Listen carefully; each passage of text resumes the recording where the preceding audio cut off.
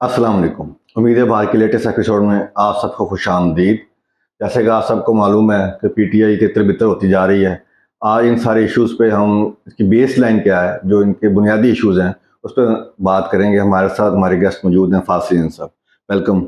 जी शुक्रिया। तो सबसे पहले तो अब हमें बताएं, ये सारे फसली बटेरे हैं, ये छोड़ छोड़ के जा रहे हैं पार्टी, और खाल बचाओ, आल बचाओ, माल बचाओ, इस मोटो के तहत ये जा रहे हैं। जब ये वजारतें इंजॉय कर रहे थे और जब इनके आगे हुटर की गाड़ियां चल रही थी, झंडे वाली गाड़ियां थी, तब इनको नहीं, अब जो जितने भी जो उनका कंपैरिजन लोग कर रहे हैं, तो एक बुनियादी फ़र्क होगा कि उनके अंदर सख्ती या जो फैमिली इन्वॉल्व करना या जो नज़दो को या जो टॉर्चर का डिफरेंट होगा।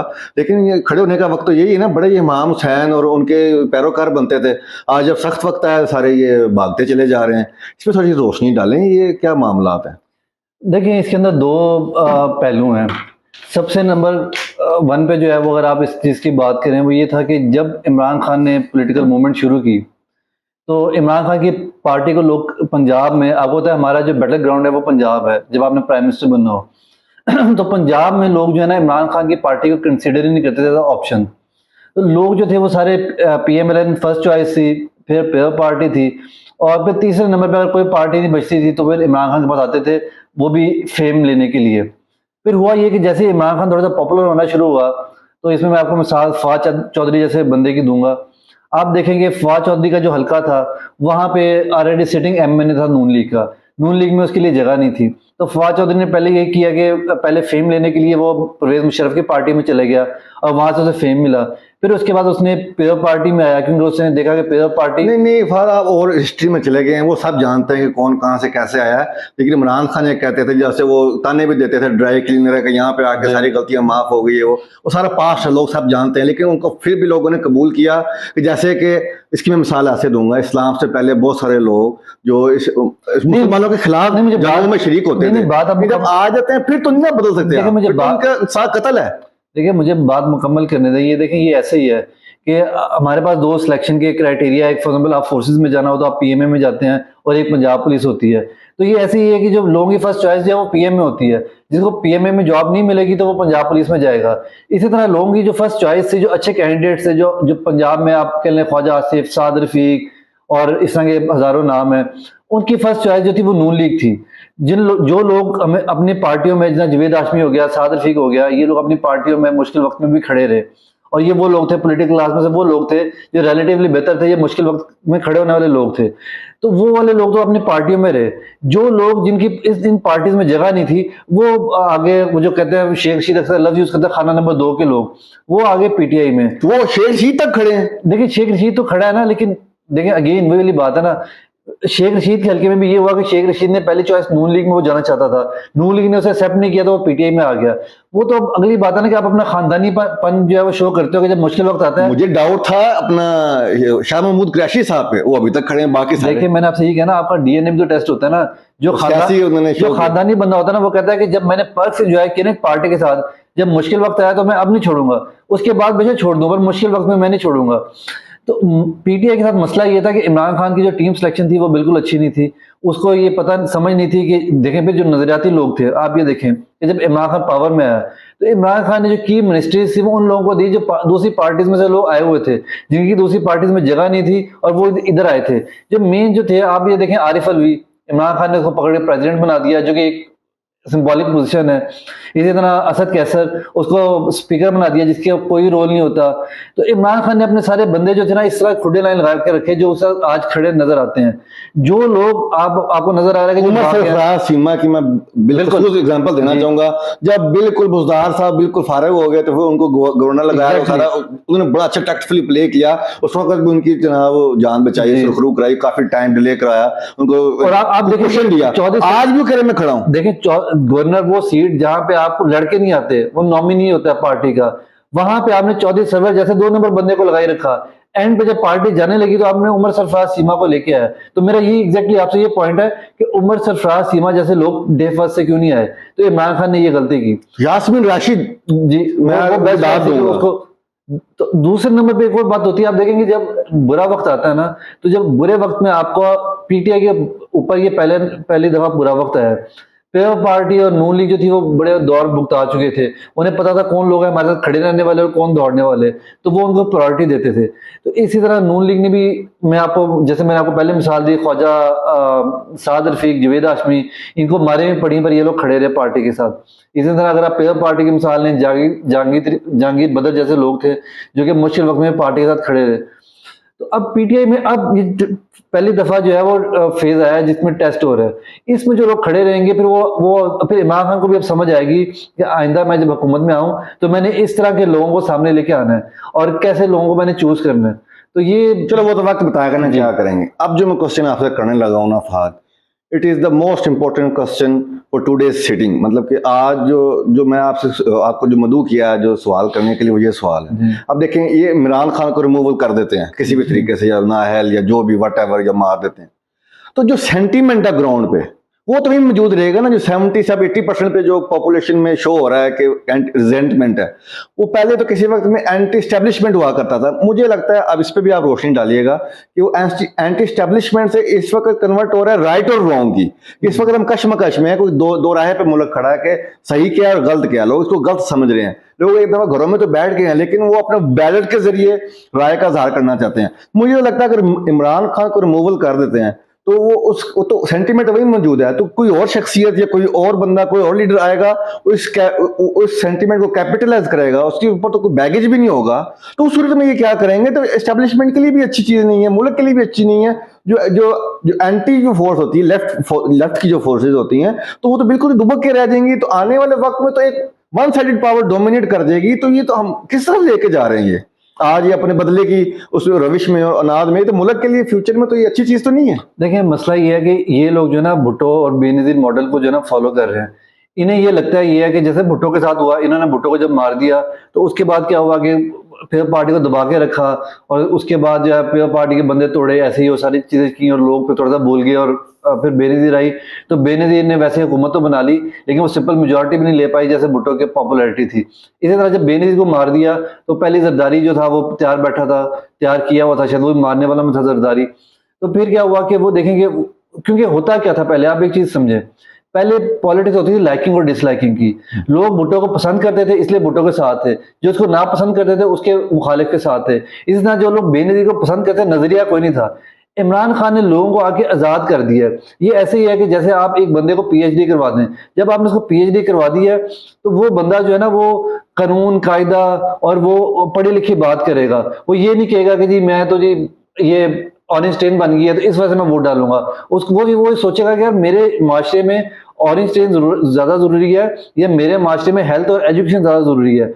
इमरान खान ने लोगों को आजाद कर दिया है। ये जो मरियम नवाज जैसे लोग जो ये समझ रहे हैं ना कि इमरान खान को साइड पे कर देंगे और ये सारे लोग फिर थोड़ी देर के लिए मायूस होंगे और फिर दोबारा हम इनको अपनी तरफ ले आएंगे, ऐसा नहीं होगा। लोग आजाद हो गए हैं, अब लोग हमेशा उस लीडर के पीछे लगेंगे जो नजरिए के साथ चलेगा। अब लोग नजरिए के साथ वोट डाला करेंगे। मेरा ये तो क्वेश्चन है ना, देखे ना भुट्टो जब बेनजीर का भी आप जिक्र कर रहे हैं, वो एंटी स्टैब्लिशमेंट थी, वो प्रो स्टैब्लिशमेंट में जो ज़ियाउल हक के गोद में बैठ के वो आए नवाज शरीफ, तो सारा वो फैसला चाह रही थी। अब तो एंटी स्टैब्लिशमेंट लग तो रहा है ऑन दी प्राइमरी फेस ही, कि on the face of it लग तो रहा है कि ये शायद जो लोग इमरान खान के हामी एंटी स्टैब्लिशमेंट है, लोग उनको एस्टैब्लिशमेंट उनके स्क्वीज भी कर रही है, दबा भी रही है। 10-12-15 हज़ार लोग पकड़े भी हुए हैं, लीडरशिप पे भी दबाव डाल रहे हैं। लेकिन मेरा नहीं ख्याल डीप डाउन ये राइट एंड रॉन्ग की जंग है, जिसको एस्टैब्लिशमेंट अपने खिलाफ समझ रही है, क्योंकि शायद वो भी कहीं ना कहीं समहाउ सिस्टम की बेनिफिशियरी है। उन्हें लगता है कि सिस्टम को बचाए रखने में उनकी भी बचत है, तो उस चक्कर में लड़ाई का हिस्सा बन रहे हैं। अदरवाइज ये तो इनएविटेबल है, चेंज तो आनी है, जल्द या बदेर। यू कैन नॉट मतलब हार्ड द चेंज, वो चेंज तो आनी है। तो मैं ये कह रहा हूँ ये अपने आप को तारीख के किस तरफ लेके जाए जा रहे हैं, ये तो आने वाले वक्त में ये तो बहुत एक वॉइड क्रिएट हो जाएगा। तो वो तो फिर जब वो फिल नहीं होता है तब उसका क्या बनेगा, मैं ये क्वेश्चन है। देखिए ये ऐसे ही है, जब आप अपने बच्चे को ये बताएंगे कि तुम मुसलमान हो, तुमने सच बोलना है और आप उसे सच बोलना सिखा देंगे, तो फिर वो आपके कहने पे भी झूठ नहीं बोलेगा। अगर आप उसको कहेंगे ना बाहर जाके कहोगे जो मेरे अब्बा जी जो है घर में नहीं है, तो वो कहेगा ये झूठ है, मैं नहीं बोलूंगा। ओके बाद अब्बा जी कह रहे हैं घर पे नहीं। जी बिल्कुल। तो मसला ये है कि जो आप बात कर रहे हैं वो बिल्कुल ठीक है। देखिए एक चीज को समझे, इमरान खान की जो बैकबोन है ना, इमरान खान बिल्कुल एंटी एस्टेब्लिशमेंट नहीं हो सकता और ना उसके लोग एंटी एस्टेब्लिशमेंट हैं। क्योंकि एंटी एस्टेब्लिशमेंट देखिए क्या है, एंटी एस्टेब्लिशमेंट का मतलब ये होता है कि जिस तरह मरियम नवाज या नवाज शरीफ है कि फौज को गाली दो। फौज को जिस तरह आपने देखा कि जब वो जनरल बाजवा को और उसको गाली देता था नवाज शरीफ, तो उसने कहा ये जो दहशतगर्दी है इसके पीछे वर्दी है। इमरान खान के लोग तो जो है वो मिडिल क्लास हैं, वो लोग हैं जो आर्मी की फैमिली से है। आप देखिए पिंडी देख लें, जेलम देख लें, गुजरात देख लें, आप ये सारे इलाके देख लें जो मिलिट्री का बैकबोन है, वहां से इमरान खान ने स्वीप किया था। अभी भी आप इलेक्शन करवा लें, इमरान खान वहां से स्वीप करेगा, आप सर्वेस करवा लें। 23 मार्च 2022 के वो लम्हात या वो जो नज़ारे हैं मैं भूल नहीं सकता, जब इमरान खान आए हैं, सारा क्राउड जितने भी बेंचेस थे सारी मिलिट्री की फैमिलीज बैठी हुई थी, खड़े होकर उन्होंने इस्तकबाल तो वो किया। तो ये जो हम लोग हैं ना, जो मिडिल क्लास हैं, ये आर्मी के तो खिलाफ हो नहीं सकते। हम आर्मी तो हमारा फखर है। ये तो नून लीग ने बड़ा स्मार्टली जो है ना वो आर्मी को और पीटीआई को सामने करने की कोशिश की है, क्योंकि इनका पास एक्सपीरियंस है। इन्होंने भुट्टो को और ज़ियाउल हक को सामने किया था, उससे ये फायदा उठा के देखें, ज़ियाउल हक की तो आज खबर पे कोई हाजिरी देने वाला भी नहीं है। इन्होंने 10 साल, उनका बेटा भी आज कहता है कि मेरे तमाम की खबरें गलत हैं। जी, तो आप देखेंगे नून लीग ने वो 10 साल भी मौज की और उसके अगले आने वाले 40 साल भी मौज की, और ज़ियाउल हक और उसकी फैमिली तो धक्के खा रही है। तो प्रॉब्लम ये, अब इनको एक्सपीरियंस है इस चीज़ का, ये बड़े बेताज बादशाह हैं इस काम के, तो इसलिए इन्होंने आर्मी और इमरान खान को सामने करने की कोशिश की है। तभी आपने देखा ना, इमरान खान तो बार बार कहता है कि ये फौज भी मेरी है, ये मुल्क भी मेरा है, और इमरान खान के जो सपोर्टर है वो भी आर्मी के खिलाफ नहीं जा सकते, क्योंकि वो आर्मी के मिडिल क्लास फैमिली जो है ना, देखें हमेशा हर तरीके में। मैं तो आपसे फ्यूचर का बात पूछ रहा हूँ ना, जो वाइड जो क्रिएट हो रहा है, तो मैंने आपको देखा सिंपल सी बात, वाइड फील होने में जो टाइम या उसमें भी तो नुकसान हो सकता है ना। देखिए फ्यूचर, देखिए मैं आपको एक सिंपल बात, शौक वेव आती है। मैं आपको एक दूसरा इसका एंगल आपको बताता हूँ। देखें जो लोग जिस चीज को सोच नहीं रहे, मुल्क डूब रहा है, हमारी इकोनॉमी डूब रही है, डे बाय डे आप देखेंगे। इमरान खान जब गया था तो डॉलर 180 का था, आज डॉलर ओपन मार्केट में 310-20 का भी नहीं मिल रहा। तो हम डूब रहे हैं, लगातार डूब रहे हैं। ये वक्त आएगा हम डिफॉल्ट कर जाएंगे, बिजली नहीं होगी हमारे पास, और किसी इंपोर्ट एक्सपोर्ट के पैसे देने के लिए हमारे पास नहीं होंगे, तो लोग भूखे मरेंगे। तो फिर क्या होगा? फिर ना कोई इमरान खान होगा, ना कोई नून लीग होगी, और ना कोई फौज होगी। लोग एक दूसरे को खाएंगे और मारेंगे। तो हम बड़े मुश्किल हालात से गुजर रहे हैं। तो इस चीज को हमें देखना चाहिए। ये पॉलिटिक्स जो है ना, ये जो पॉलिटिक्स कर रहे हैं और लोग समझ रहे हैं कि हम जो है ये कर रहे हैं। इसकी तो ऐसी मिसाल है ना, इमरान खान अक्सर मिसाल देते हैं, रशिया दुनिया की सबसे बड़ी, मतलब अगर अमेरिका के साथ भी कंपैरिजन करें तो सेकंड तो चलो कहेंगी ना, उससे नीचे तो नहीं जा सकते वो। तो इतनी बड़ी स्टेट, दुनिया का सबसे बड़ा रकबा, इतनी बड़ी फौज 14-15 लाख, और इतना जबरदस्त एडवांस इक्विपमेंट, लेकिन वो इक्विपमेंट को और फौज को डिप्लॉय करने, मूव करने के लिए फ्यूल ना बचा, पैसे नहीं थे इकॉनमी, और सियासी शुरू कहाँ से हुआ था? सियासी डिस्टेबलाइजेशन। लेकिन ट्रम्प ने तो ये कहा था ना, अफगानिस्तान से ट्रम्प क्यों बाहर आया? उसने कहा हमारे पास अब और पैसे नहीं है कि हम इस वॉर में झोंक सके। अल्टीमेटली उसको भी बाहर निकलना पड़ा। तो ये जो नून लीग गेम कर रही है ना, ये अवाम को, जो 70% 60% अवाम जो है उसको फौज के सामने खड़ा करने की कोशिश कर रही है। देखिए ये कोई खाना जंगी शुरू हो जाएगी और इसको कोई नहीं रोक पाएगा। लोगों का जो गुस्सा है, खौफ है, हमारा सिस्टम ट्रेन नहीं है, लोग घरों में, अल्लाह का शुक्र है घरों में, मैं तो कहता हूँ कि बड़ा अल्लाह ने करम किया है। वरना अगर खाना जंगी हो जाती, केपी के इलाके में पठान है, उनके पास असला भी होता है, तो कौन इस चीज को संभालता? अल्लाह का शुक्र है कि हमें मौका मिल गया कि हम सोचें। अच्छा, मेरे एक और इसमें ना एक दूसरे नजरिए से मैं से क्वेश्चन पूछता हूँ, जो मैं ये कहना चाह रहा हूँ कि इनको ये खाम ख्याली क्यों है कि अवाम में, मैसेज में इनके लिए एक्सेप्टेबिलिटी पैदा हो गई है? ये बात में कौन कह रहा है? ये कौन, या इनको क्यों ये ऐसे जैसे कबूतर को आंखें बंद करके खतरा टलता नजर आता है? नहीं, देखिए खाम ख्याली नहीं है। देखिए आप नहीं, एक्ट तो ऐसे ही कर रहे हैं। नहीं, मैं आपको बताता हूँ। आप नून लीग के लीडरान का महीने 2 महीने पहले के बयान सुने, कितने वो मायूस थे।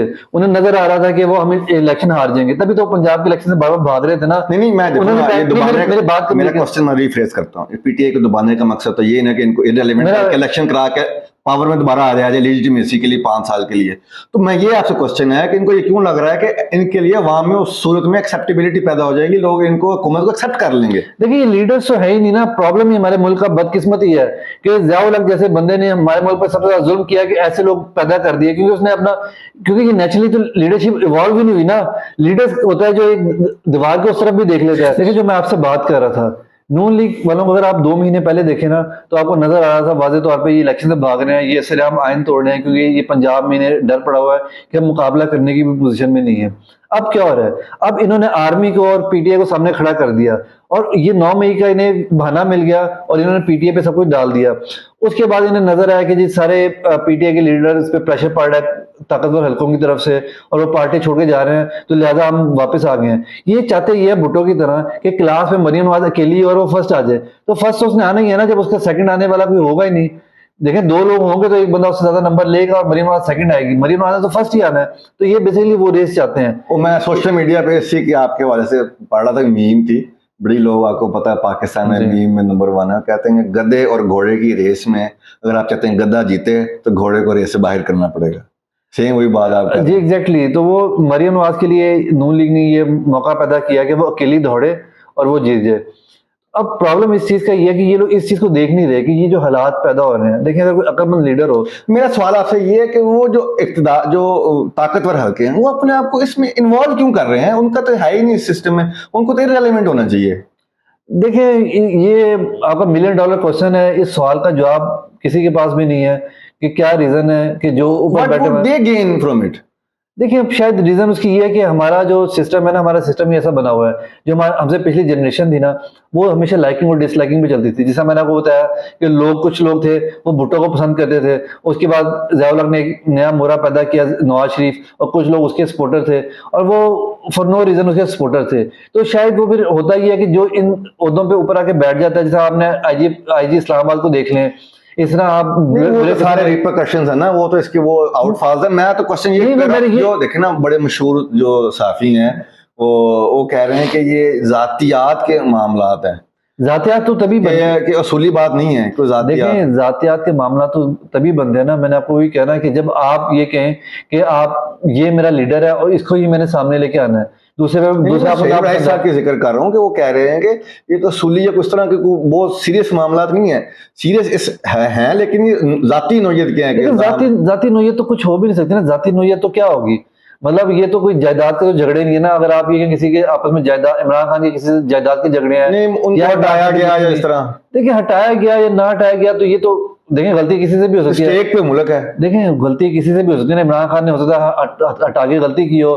असद उमर को आप देखेंगे, इमरान खान ने फाइनेंस मिनिस्टर से हटाया था, उसको बाद इमरान खान को रियलाइज हुआ कि मैंने गलत किया है, उन्होंने उससे भी बेहतर उसको मिनिस्ट्री प्लानिंग मिनिस्ट्री दी और उससे भी बेहतर पार्टी का जनरल सेक्रेटरी ओहदा दिया, जो कि इमरान खान के बाद सेकंड नंबर पे टॉप पे ओहदा है। तो हो सकता है इमरान खान को इस चीज का रियलाइज हो। तो और दूसरे नंबर पे देखिए, जो मिलिट्री है ना, देखिए जो आर्मी चीफ होता है और बाकी जो लोग होते हैं, ये वो लोग होते हैं जो मिडिल क्लास फैमिली से उठ के आगे आए होते हैं।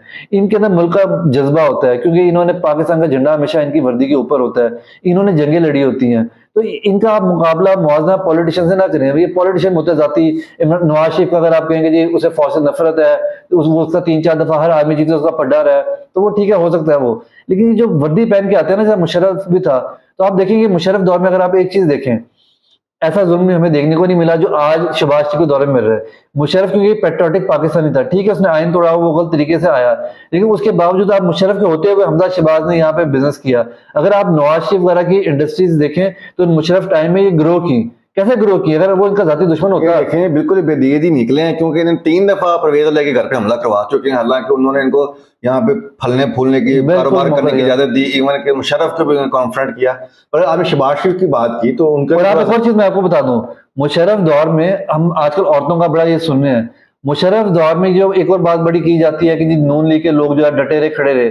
जब नवाज शरीफ जेल में था, मुशर्रफ ने अंदर किया इसको, तो कोई तहरीक चलाने वाला नहीं था। कुलसूम नवाज वाहिद औरत थी जो उन्होंने फिर कैंपेन को लीड किया। चौधरी निसार जो थे अपने हाउस अरेस्ट, बाकी अलग लीडर गायब। कुलसूम नवाज ने जो, अगर आप उस टाइम की हिस्ट्री उठा के देखिए, तो उन्होंने लीड किया, लेकिन उनको लीड करने का मौका भी दिया गया, उनके साथ कोई बदतमीजी नहीं की गई। यहाँ पे देखेंगे औरतों को पकड़े जेलों में डाला जा रहा है और निशाने इबरत बनाया जा रहा है कि आइंदा के बाद औरतें बाहर ना निकलें। तो अब आप फर्क देख लें, जब एक मुशर्रफ वर्दी वाला, लेकिन उसके बाद पाकिस्तान का झंडा लगा हुआ था उस पर, वो आया तो उसने कैसे किया? जुल्म तो उसने भी किया, लेकिन एक लिमिट थी। अब तो शहबाज शरीफ ने तो सब लिमिट्स क्रॉस कर दिए ना। तो ये इसलिए मैं आपको बता रहा था, मेरा नहीं ख्याल में लिमिट्स क्या क्रॉस की? शहबाज शरीफ का इतना जिक्र करें, उनका तो लेटर घूम रहा सोशल मीडिया पे, वो नाम लिखे हुए पीटीआई के लीडरों के, ये नून लीग में शामिल हो गए थे, इनको ये पारसा हो गया। अब ये ड्राई क्लीनिंग पहले उनको ताना देते थे, तब ये सारे आके इधर बड़े अच्छे हो गए हैं, इनके ऊपर कोई 9 मई का कोई वो नहीं। सारा मैंने आपसे कहा ना कि ये तो लीडर्स ही नहीं, ये इसी को सोच नहीं रहे।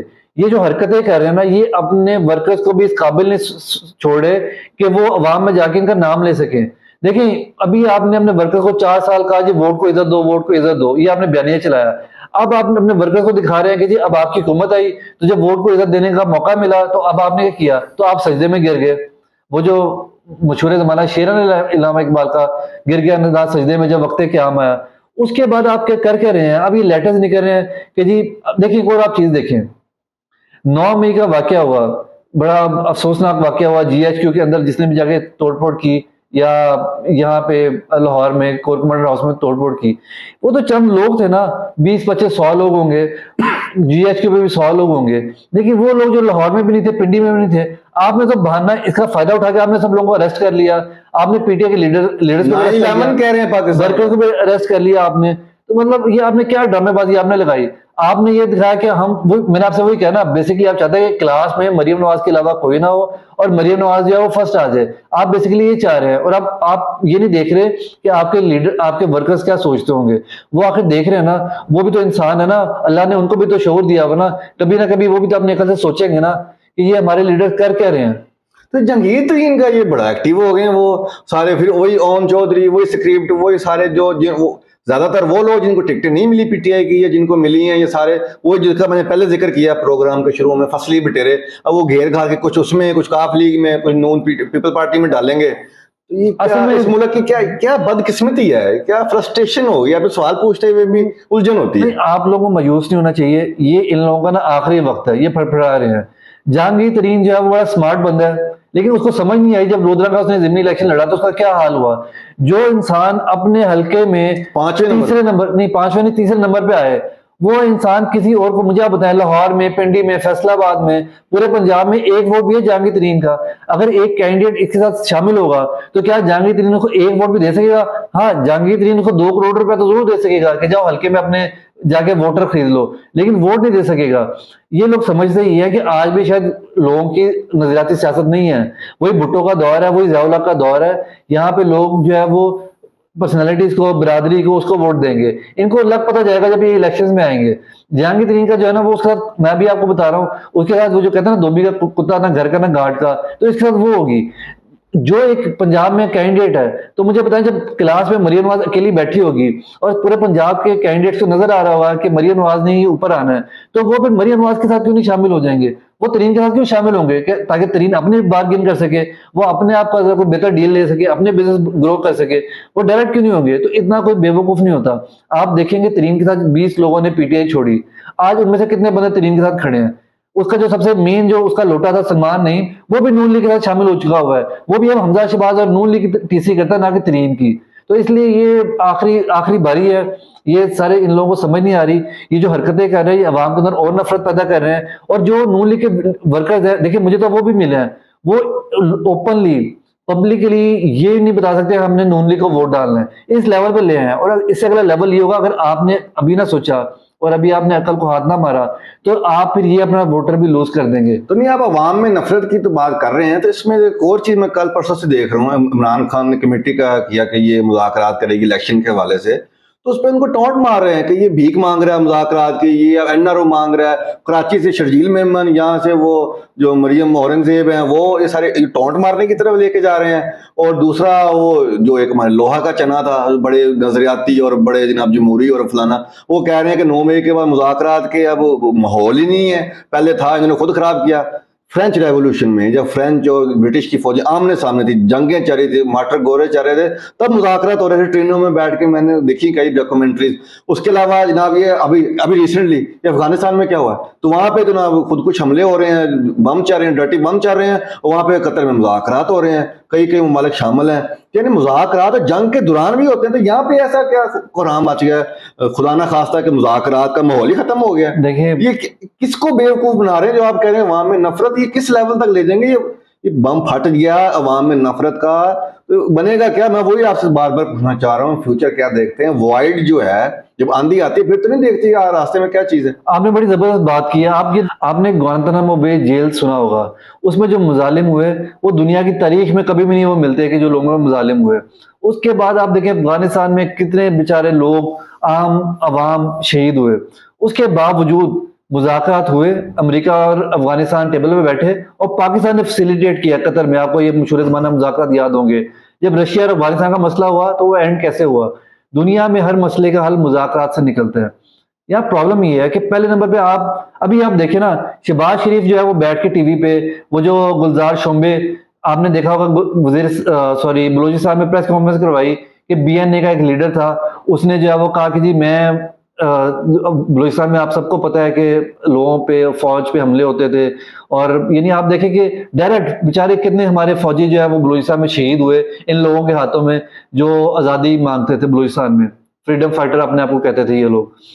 उसने भी जब उसको आईएससी ने गिरफ्तार किया और हुकूमत ने उसको साथ बिठा के प्रेस कॉन्फ्रेंस करवाई और उसने कहा कि जी ये मैंने गलत किया और मुझे ये नहीं करना चाहिए था, आपने उससे मुज़ाकरात पे आप उसको लेके आए और उसने अपने लोगों को कहा कि आप लोग भी हथियार फेंक दें।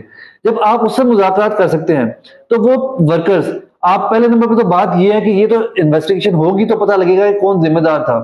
दूसरे नंबर पे चलें, लेट्स से वो पीटीआई के वर्कर्स ही थे जो कि गुस्से में थे, उन्होंने गुस्से में आके ये गलत काम कर लिया है, तो वो पाकिस्तानी ना, आपने उसे गले से लगाना है या आपने उन्हें दहशतगर्द बनाना है, आपने बलोची जो फ्रीडम फाइटर है वो बनाना है। मुज़ाकरात सिर्फ इसलिए नहीं हो सकते क्योंकि आप चाहते हैं कि क्लास में से मरियम नवाज अकेली बैठे। अगर मुज़ाकरात हो गए और मुज़ाकरात के नाम पे इमरान खान भी क्लास में आके बैठ गया तो मरियम नवाज फर्स्ट कैसे आएगी? प्रॉब्लम ये है। साउथ अफ्रीका देखें, सांसों में सांस इसलिए आई है ना, उसे पता था कि उसने इलेक्शन बुरी तरीके से हारना है। अब आप देखें कि नून लीग उनकी खुशी जो है, आप उनके चेहरे में खुशी देखें, मरियम नवाज कहती है पीटीआई खत्म, राना सनाउल्लाह कहते हैं पीटीआई खत्म, पंजाब में हम, अब सबको पता लग गया हम पंजाब में जीतने जा रहे हैं। तो मतलब आप क्या बयान दे रहे हैं? ये नहीं तो है डेस्परेट, ये ना हो तो गदारे वतन के फिर ताने या पोस्टर नहीं छपते होते। देखिए, गद्दारे वतन ऐसे ही है कि आप और मेरी लड़ाई हो जाए, आप मुझे कहेंगे मैंने आपको गाली दी है और मैं कहूँ मैंने तो गाली नहीं दी, आप जबरदस्ती मुझे, देखिए पाकिस्तानी है, पाकिस्तानियों को गद्दार कैसे कह सकते हैं? जब वो कहे कि मैं गद्दार नहीं हूँ, मैं मुब्बे वतन पाकिस्तानी हूँ, आप जबरदस्ती गद्दार बना रहे हैं। अगर आप उसको दीवार के साथ लोगों को लगाएंगे, देखिए नौजवान है, आपको ये मानना पड़ेगा कि नौजवान इमरान खान के साथ हैं। अगर आप नौजवानों को जबरदस्ती गद्दार बनाएंगे तो फिर वो गद्दार बन जाएंगे। ये साइकोलॉजिकल एक उसका उसका क्वेश्चन है ना। 72 साल तक एक बंदा बड़ा अच्छा आपका वजीर आजम हीरो रहा है और उसकी 70% पॉपुलैरिटी है, उसके आपके एक पोस्टर लगाने से लोग उसको मान लेंगे कि गद्दार हो गया आज। नहीं, अगर नहीं भी मानेंगे, आप जबरदस्ती करेंगे तो जबरदस्ती तो फिर वो कहेंगे हाँ मैं गद्दार है। फिर हम देखिए, एक बंदा चीख चीख के कह रहा है कि हम मुंबई वतन है, हम पाकिस्तानी है, हमें फौज से मोहब्बत है, लेकिन कोई असूल होने चाहिए, कानून के मुताबिक, आइन के मुताबिक मामला चलने चाहिए। लेकिन आप जबरदस्ती करेंगे तो लोगों को फिर देखिए, और ये मुझे ये खौफ नजर आ रहा है, मैं लोगों के अंदर ये देख रहा हूँ, मैं अपनी आवाम के अंदर ये देख रहा हूँ कि लोग अब शोधा के बारे में भी बात करना शुरू हो गए हैं, जो कि बड़ा अफसोसनाक है। वो लोग जो हम हमारे मुल्क के लिए जाने देते हैं, जो कुर्बानी देते हैं, जो शहीद जो बॉर्डर पे खड़ा हुआ है और वो अपने सीने पे गोली खाता है, उसकी कीमत जो है ना वो पूरे पाकिस्तान भी अदा नहीं कर सकता। लेकिन उनके बारे में बदकिस्मती से बातें होती हैं, इस तरफ ना लेके जाएं। हर कोई मुहिब वतन है, चाहे वो जिस मर्जी पार्टी में, नून लीग में है, प्योर पार्टी में है या पीटीआई में है, सब मुहिब वतन है, आर्मी वाले भी सब मुहिब वतन है। ये गद्दार वाला जो सर्टिफिकेट बांटना जो है वो बंद करें। हम सब पाकिस्तानी, जो भी पाकिस्तान है, जिसके पास पाकिस्तानी शनाख्ती कार्ड है, उसके शनाख्ती कार्ड पे पाकिस्तान का परचम लगा हुआ है, सब पाकिस्तानी है, सब 14 अगस्त को अपने घरों में पाकिस्तान का परचम लहराते हैं। आप ये दिन ना लेके आए कि लोग 14 अगस्त पे पाकिस्तान का परचम लहराना बंद कर दें। नहीं, बड़ा अच्छा आपने किया, लेकिन मुझे तो जेरे जो एक अंडर दी कारपेट थोड़ा सा शोला सुलगता नजर आ रहा है, जिसकी मैं मिसाल आपको ऐसे दूंगा। कल जो 12:30 बजे रात जरूरत पेश आई, एक प्रेस कॉन्फ्रेंस हुई राना सनाउल्लाह की, तो इंटेलिजेंस एजेंसी ने एक कॉल जो है उसको इंटरसेप्ट की है, तो ना ये बताया कि कहा क्या गया है, किसकी कॉल है, क्या है, फिर उसमें उन्होंने रेप तक का इल्ज़ाम लगाया कि इसकी प्लानिंग हो रही है या फायरिंग की हो रही है। फिर कोई आने वाले वक्त में मुझे लगता है कोई वाकया ऐसा मंजर यहाँ पे आने वाला है जिससे कोई ऐसा मामला है। आप इसको कैसे देख रहे हैं? वरना रात 12:30 बजे इतनी इमरजेंसी में ये काम इल्ज़ाम जो मरा मकतूल पे कत्ल का इल्ज़ाम लगा दो, जिले शाह वरासीन। ये लोगों को बेवकूफ समझते हैं, ये समझते, मैंने आपको भी कहना, ये 90 से बाहर निकले नहीं चाह रहे। पता नहीं, अल्लाह ताला इनको हिदायत दे और ये 90 से बाहर निकले। ये सोचें कि ये सोशल मीडिया का दौर है, लोगों के अंदर अवेयरनेस आ चुकी हुई है, लोगों के अंदर तालीम और शऊर बढ़ चुका हुआ है। जेल आपके पास है, आजकल आपको पता सीसीटीवी कैमरे हर जगह पे लगे होते हैं। तो ये कैसे हो सकता है कि इमरान खान या पीटीआई इतनी ताकतवर होगी कि वो आपका वो क्या, मतलब ये ऐसी है ना जैसे उसामा बिन लादेन को उठाने के लिए अमेरिकी आए वहां से, टामा जो भी उनके special helicopter, night vision helicopter से, उसमें अमेरिकी आए और उसको उठा के ले गए। तो बेसिकली इमरान खान ना वो अमेरिका हुआ कि वो आपके जेल में कैद लोग हैं उनके साथ जो है वो रेप और खुदा ना खासा और मामला करके चले जाए। ये तो देखिए, जो सुनने में वो बात आ रही है वो ये आ रही है कि किसी के साथ इन्होंने ऐसी हरकत की है, वो जो है वो सबूत जो है वो किसी के हाथ में लग गया है। कुछ लोग कह रहे हैं कि बाबर रहमान के हाथ में वो सबूत लग गया, वो लेके उनकी फैमिली से मिलने, बरतानिया, वो ब्रिटिश नेशनल थी, बरतानिया उसकी फैमिली से मिलने गए हैं कि अगर वो उसको अलाउ करें तो वो उसके खिलाफ जो है वो केस करें, क्योंकि यहाँ पाकिस्तान में ये भी तो प्रॉब्लम है ना कि जब वो बेचारी सामने आएगी तो फिर उसके वो किसी को क्या शक्ल दिखाएगी। तो वो शरीफ लोग सब कहते हैं कि यार प्रीएम्प्टिव मेजर के तौर पे उन्होंने किया। तो शरीफ लोग कहते हैं कि बस ठीक है ये हमारे साथ हो तो गई है, बस हम अब कहते तन्हाई में ऐसा चल वाकया जाए। हो चुका है और या उसको कवर अप करने के लिए तो पहले से प्रीएम्प्टिव कर रहे हैं, लेकिन ये इनके गले चुप पड़ेगा क्योंकि जैसे इन्होंने इमरान खान के 17 दिन बाद इनकी रिपोर्ट इनके पास आई है, वो इवन के इनके अपने चैनल समा और जियो भी उसको प्रोटेक्ट नहीं कर पा रहे, वहां पे इमरान खान के हक में बातें हो रही हैं कि एक बंदे का 70 साल के शख्स का ऐसा बीपी और सारी रिपोर्ट जबरदस्त है, आप कह रहे हैं कि कोकेन का। देखिए मैं इनका एक ही मेरा इनके लिए एक मशवरा है, अगर ये सुने तो, अगर इनके पास इतना पैसा है, इनको लगता है पाकिस्तान के खजाने में इतना पैसा है कि ये कनाडा अमेरिका की तरह लोगों को जो है वो $2,000 महीने का दे सकें, तो ये वो पैसे देके लोगों के मुंह चुप करा सकते हैं, तो ये ठीक है, ये ऐसे करते रहें। अगर इनके पास पैसा नहीं है तो आने वाला दौर जो है ना वो इससे भी बदतर है। आपने जब आप शुरू में आए थे तो आपने कहा कि जी 3 महीने में चाहिए, हनीमून पीरियड है, इमरान खान ने बड़ी महंगाई की है, 3 महीने बाद जो है हम हालात बदल देंगे। उसके बाद अब आप नाम भी नहीं लेते, महंगाई की आप बात भी नहीं करते। शहबाज शरीफ को आपने कभी महंगाई पे बात करते हुए सुना है? तो आप अगर हुकूमत जबरदस्ती मरियम नवाज को अकेले क्लास में बिठा के फर्स्ट प्राइम मिनिस्टर हमारी जो क्वीन बना देंगे, उसके बाद आपको क्या लगता है जो अगला साल होगा वो इससे बेहतर होगा? जब अगला साल इससे बुरा होगा तो आप क्या करेंगे? आपके जो वोटर है वो आपके साथ नहीं चले होंगे। वो तो बात की बात रहा, क्या होगा। मेरा तो आज का $1 मिलियन क्वेश्चन, इमरान खान भी उनको प्रोवोक कर रहे हैं कि इलेक्शन अनाउंस करो, आपने तोड़ ली पार्टी। इमरान खान करेंगे क्या, उन्हें करना क्या चाहिए? एक ही क्वेश्चन है, 2 पार्ट हैं, इसका जवाब दे दें आज। देखिए 2 चीजें हैं, एक तो अगर आप पीटीआई के लिए मेरे से मशवरा पूछे, एक तो उनके वोटर जो है थोड़ा आजकल मायूस हैं, तो उनकी मायूसी खत्म करने के लिए इमरान खान को चाहिए कि इमरान खान आप, क्योंकि वो लीडर है, पॉलिटिशियन तो है नहीं, वो बाहर निकलें और लिबर्टी में, फैसलाबाद में, घंटाघर में, मुल्तान में, हरम गेट में, ऐसी पब्लिक प्लेसेस में जाएं और लोगों को चार्ज करें, लोगों को बताएं कि आपने मायूस नहीं होना और आपने, ये अंधेरी रात है और जल्द रोशनी होने वाली है, वो बाहर निकलें। जहां तक उनकी दूसरी बात है, उन्हें ये अपनी जो उनके जो लोग फवाद चौधरी जैसे लोग छोड़ के जा रहे हैं, उनको ये समझना चाहिए कि कसूर इसमें इमरान खान का है। इमरान खान ने जो रूलिंग एलीट थी इनको टिकट्स दी, इन्होंने पार्टी को हाईजैक कर लिया, इमरान खान साहब को भी गलत मशवरे दिए, और जब ये लोग हुकूमत में आ जाते हैं तो आप मुझे बताएं कि जो एक फैक्ट्री मालिक है जो टैक्स एविजन करता है, क्या वो चाहेगा कि एफबीआर ठीक हो जाए? क्योंकि वो तो फिर खुद अंदर हो जाएगा। खुसरो मुख्तार जैसा बंदा जो लगा रहे हैं फौज बड़ी अच्छी जिंदाबाद है, और भाई साबित तो करो पीटीआई ने इसमें इन्वॉल्व है। आप अभी सॉरी, आप बात पे मैं जो आपसे बात कर रहा हूँ आप उसको समझने की कोशिश करें।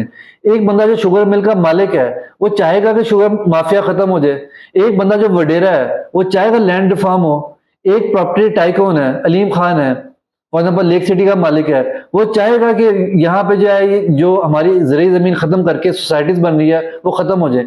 ये तो कभी भी नहीं ख़त्म होने देंगे। इमरान खान अगर इन लोगों के साथ दोबारा ये वापस भी आ जाए, इमरान खान इनके साथ हुकूमत में भी आ जाए, तो इमरान खान का हशर इससे भी बुरा होगा, क्योंकि वो लीडर है, वो चेंज के लिए आया, वो कभी भी चेंज नहीं लेके आ सकेगा।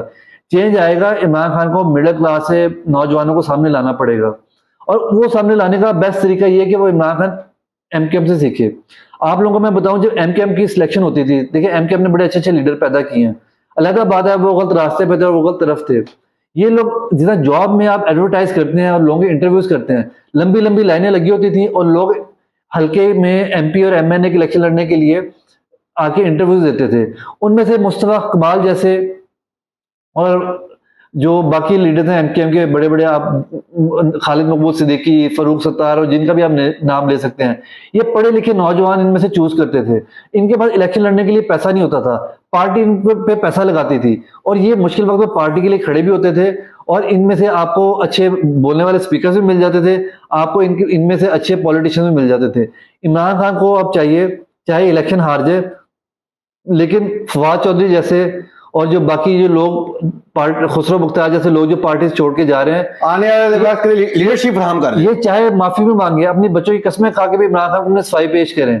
इमरान खान इलेक्शन हार जाएं, लेकिन मिडिल क्लास लोगों के इंटरव्यूज करें, और उनको जो अच्छे नौजवान जो चाहते हैं मुल्क के लिए कंट्रीब्यूट करना, देखिए एक चीज समझ लें, चाहे इमरान खान हो या चाहे कोई भी पार्टी हो, अगर उसने मुल्क के अंदर चेंज लाना है तो उसके लिए मिडिल क्लास वतन पाकिस्तानी चाहिए, ना कि वो रूलिंग एलीट चाहिए जिनका कोई दीनी ईमान नहीं है। देखें वो जब बिजनेस करते हैं तो वो रिश्वत को हलाल करार दे देते हैं। वो कहते हैं जी हमने वापडा को रिश्वत देंगे तो हमारा काम होगा, हम जो है सुई गैस वाले को रिश्वत देंगे तो हमारा मीटर अप्रूव होगा, और उसके बाद वो हर जायज़ नाजायज़ काम करके अपना बिजनेस एस्टेब्लिश करते हैं। इसीलिए आपने देखा होगा पीटीआई के वो लोग जो कि करोड़ों रुपए की ऑफर जुटला के उन्होंने इमरान खान के साथ खड़े रहे, लेकिन जब उनके कारोबार की बात आई, उनकी फैक्ट्री की बात आई, उनके पेट्रोल पंप की बात आई, तो वो नहीं खड़े रह सके और वो सियासत से दस्तबरदार हो गए, क्योंकि उनको आदत ही नहीं है। यहाँ पे नौजवान चाहिए।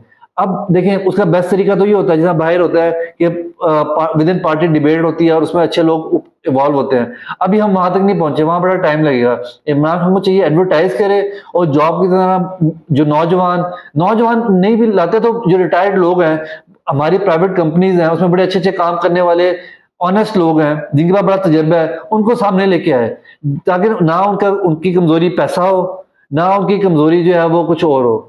वो लोग पाकिस्तान के लिए मुहिब वतन पाकिस्तानी, वो खतीजा शाह जैसी और खवातीन हो जो कि देखें, आप एक चीज देखें, खतीजा शाह जो एक आर्मी चीफ की नवासी है और एक इकोनॉमिस्ट की जो है वो बेटी है, उसको तो मुल्क में तब्दीली नहीं चाहिए ना। उसके पास तो यूएस सिटीजनशिप भी है, वो जब चाहे मुल्क छोड़ के बाहर भी जा सकती है, वो एक ब्रांड को ओन भी करती है, लेकिन वो उसके बावजूद देखें कि उसका ये शायद उसके डीएनए में आया हुआ था उसके नाना की तरफ से कि वो पाकिस्तान के लिए वो खड़ी हुई, वो एक कॉज के लिए, आप उस कॉज को जायज के या नाजायज के, उसके लिए वो बाहर निकली।